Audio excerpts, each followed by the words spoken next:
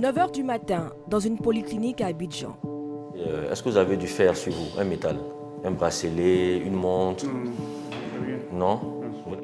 Monsieur Touré, 50 ans, expérimente une nouvelle médecine pour l'aider à retrouver l'usage de ses jambes.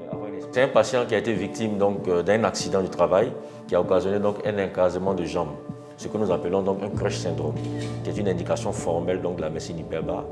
Ce que nous allons faire, c'est de lui apporter de l'oxygène à haute pression, dans le but de régénérer le membre qui a été endommagé, qui a été écrasé. Mais avant, port obligatoire d'un bracelet isolant pour éviter des malaises pendant le traitement qui se fait à l'intérieur de cette machine futuriste, en caisson hyperbare. Si vous avez mal à l'oreille droite, qu'est-ce que vous faites? Parfait. Si vous avez mal à la poitrine, qu'est-ce que vous faites? Si vous avez le vertige, qu'est-ce que vous faites? D'accord, parfait. La séance démarre. Pendant près d'une heure, le médecin règle la pression de l'oxygène. Dans le cas de ce patient, le volume d'oxygène sélectionné est dirigé vers le pied malade pour une cicatrisation plus rapide. Le patient nous a fait le retour qui sent des picotements. Et ça, c'est très bon signe pour nous, parce que ça veut justement dire que les nerfs commencent à réagir, que les vaisseaux commencent à s'ouvrir. Avoir un tel appareil dans le plateau technique va permettre d'aller plus vite dans les soins, va permettre d'avoir des résultats beaucoup plus probants et va permettre d'améliorer la qualité de vie des patients. Cet appareil a été acquis à hauteur de 100 millions de francs CFA. C'est le premier caisson de médecine hyperbare de la Côte d'Ivoire et de la sous-région. Il n'est pas la seule innovation venue renforcer le plateau médical à Abidjan. Coroscanner pour explorer les vaisseaux du cœur. Radiothérapie pour traiter les cancers ou encore échographie 3D pour découvrir son bébé avant même sa naissance. Des avancées rendues possibles par l'acquisition et le déploiement de matériel de pointe, à coût parfois de milliards. Des innovations concentrées aujourd'hui dans quelques établissements et réservées à une minorité de patients.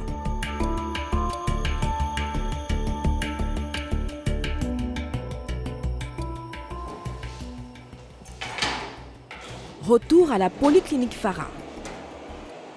Monsieur Touré vient de terminer son traitement de médecine hyperbare. Coût de la séance, 250 000 francs CFA. Le patient en a encore une dizaine d'autres à faire pour une guérison complète. Depuis que je suis ici et que j'ai suivi les séances, je sens une amélioration au niveau de ma jambe. Indiquée à l'origine pour des accidents de plongée ou des intoxications au gaz carbonique, la médecine hyperbare s'est étendue. Elle soigne aujourd'hui une cinquantaine de maladies avec un taux de guérison supérieur à 85%. Quand on nous référait ce patient, l'indication d'amputation avait été posée. Donc le traitement radical avait été posé et aujourd'hui, il arrive à bouger avec un déambulateur, il arrive à marcher. Le pied n'a pas été amputé. Là où personne n'y croyait, nous on a cru avec le patient à ce que ce pied-là pouvait reprendre vie et le pied a repris vie. Des appareils de dernière génération pour révolutionner la médecine. C'est aussi le credo de cet institut de radiologie du groupe médical du Plateau. Voici son tout dernier investissement, un coroscanner. Il permet d'explorer les vaisseaux du cœur à la recherche d'éventuelles lésions. Un examen conseillé chez des patients présentant des douleurs thoraciques ou des facteurs de risque de diabète et d'hypertension. Nous réalisons des coroscanners depuis 2 ans et demi. Cet examen ne se pratiquait pas sur la Côte d'Ivoire auparavant. Nous avons la chance de disposer d'un scanner de 320 barrettes, qui est véritablement l'appareil idéal pour ce genre d'exploration. Cette technique a recours aux rayons X et se fait en éjectant de l'iode dans les artères coronaires du patient. Quand il est sûr d'avoir des images nettes et une bonne fréquence cardiaque, le radiologue donne le feu vert. Je pense qu'on peut lancer l'injection pour du contraste. Une douzaine de secondes suffisent pour l'examen du coroscanner.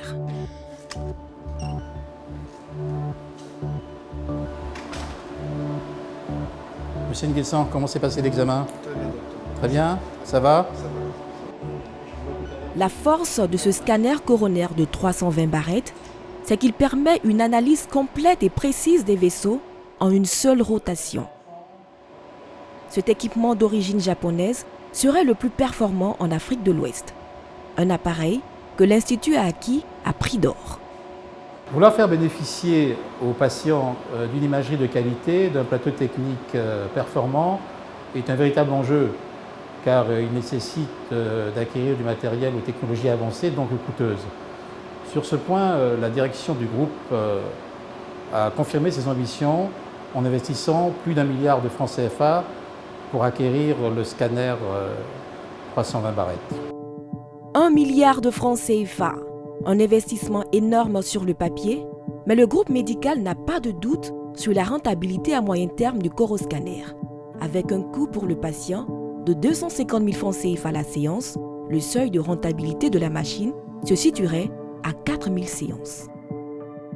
Le nombre de patients présentant des lésions coronariennes a été significativement élevé sur les 2 années d'expérience, justifiant des prises en charge qui évitaient pour la plupart de ces patients de rentrer en Europe. Donc finalement, au prix d'un développement de l'activité, je pense que le jeu en vaut la chandelle. Place à présent au résultat du patient. Sur ce moniteur, sa silhouette cardiaque est reconstituée en 3D, puis les images sont traitées grâce à des logiciels. Pour le patient de 43 ans, rien à signaler. Ce n'est pas le cas d'un autre patient qui, quelques jours auparavant, a vu le coroscanner lui sauver la vie en décelant lors d'une visite de routine des lésions. On peut dire qu'il a eu beaucoup de chance car cet examen a été réalisé à titre de bilan systématique, sans aucun signe d'alerte, sans douleur thoracique, sans anomalie du bilan biologique. Donc effectivement, le coroscanner a été déterminant dans sa prise en charge thérapeutique. Il n'y a pas que le privé qui investit dans la santé.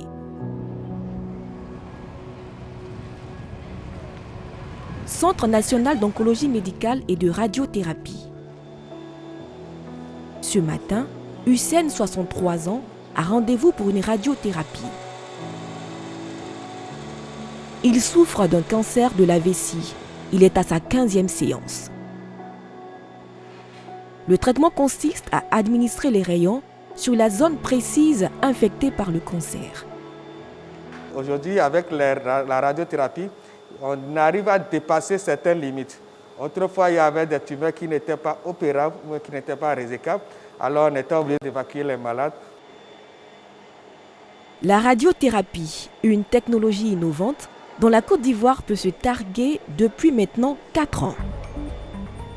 Objectif : faire face au fléau du cancer. Près de 20 000 nouveaux cas en 2020 et 11 000 décès dans le pays. Grâce au développement de la radiothérapie, plus de 1 000 évacuations de patients à l'étranger ont été évitées. Parmi les malades, certains ont pu bénéficier de subventions de l'État à hauteur de 252 millions de francs CFA depuis l'ouverture du centre. Dès qu'on m'a examiné, on m'a proposé le Maroc ou l'Algérie. Or, à Abidjan, il y a un service qui fait exactement la même chose, même mieux. Donc, j'ai préféré le faire ici et je suis très content. Pour ces différents traitements, Hussein a déboursé la somme de 3,5 millions de francs CFA. Moins du triple de ce qu'il aurait pu dépenser en se rendant dans un autre pays. Afin de protéger le personnel soignant, le traitement se poursuit ici, dans la salle de commande, d'où les rayons sont envoyés. Un mécanisme de régulation. Lorsqu'on envoie les rayons, ces rayons détruisent l'ADN. Enfin, ils cassent l'ADN de la tumeur.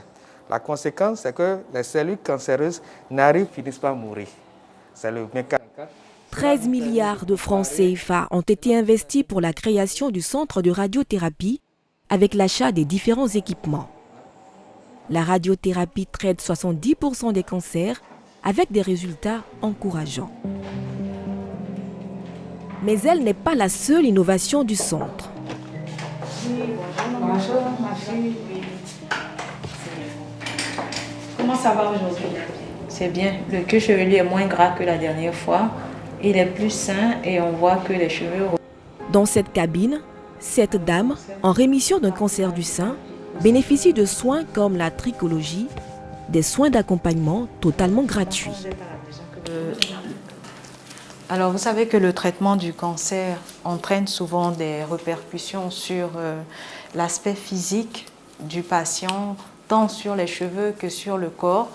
Et aujourd'hui, avec cette cabine socio-esthétique, les soins que nous faisons, notamment celui de la trichologie, va permettre donc pendant le traitement du cancer à pouvoir redonner une vivacité aux cheveux. La cabine onco-esthétique en cancérologie est la première de ce genre en Côte d'Ivoire et en Afrique de l'Ouest. Je peux vous dire aujourd'hui que pour la Côte d'Ivoire également, on peut dire que le cancer n'est plus un drame possible. Notre objectif, c'est de rester à la pointe et de rester un centre de référence au niveau. Direction maintenant l'hôpital Mère-Enfant de Bingerville où là aussi, de nouvelles techniques médicales sont expérimentées. Bonjour, madame. Ce matin, Dr Kourouma réalise une hystéroscopie, une chirurgie mini-invasive qui consiste à visualiser l'intérieur de l'utérus dans le but de déceler d'éventuelles anomalies. La jeune patiente de 31 ans tente depuis 7 ans de devenir maman.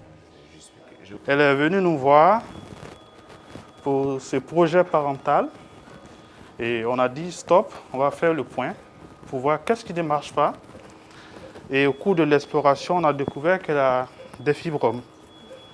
Et là, on s'attaque aujourd'hui au fibrome de type 3 qu'elle a. C'est un fibrome qui se développe une partie à l'intérieur de l'utérus. Première étape, nettoyer la cavité utérine avant d'introduire l'hystéroscope, une mini-caméra. Et on est juste un peu embêté par ça. C'est même un type 3 que je vais juste raser un peu là-dessus. Vous voyez le fibrome là? Un fibrome bénin est décelé.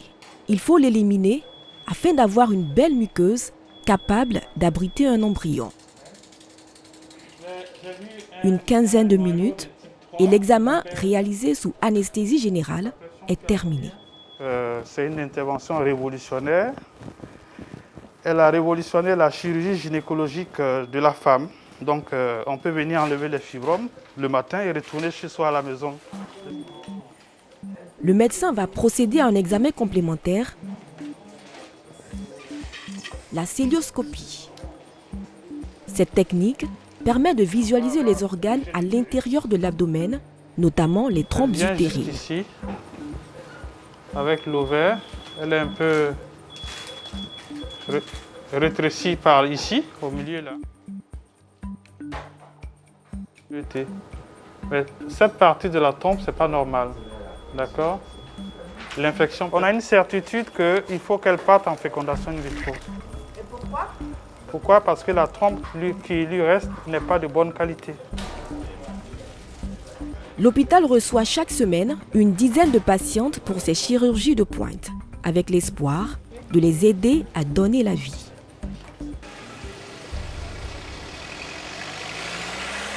Retour au groupe médical du plateau. Bonjour madame, comment allez-vous?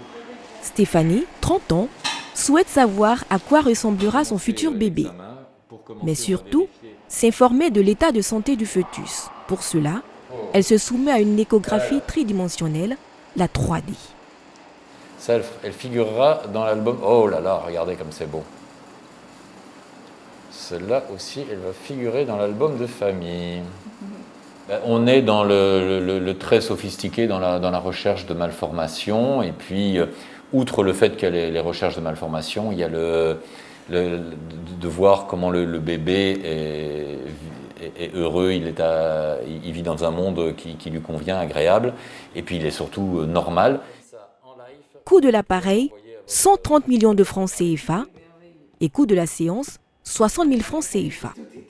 Nous sommes prêts à mettre le prix pour ces appareils, d'abord parce que c'est c'est d'une qualité exceptionnelle, ça donne des renseignements magnifiques. Et puis, je ne suis pas certain qu'en Europe, dans tous les centres, il y ait ce genre d'appareil. Et puis, je pense qu'ici, en Afrique, on mérite d'être au top de la technologie. Des nouvelles technologies qui changent clairement la donne, mais qui ne sont pas aujourd'hui à la portée de tous.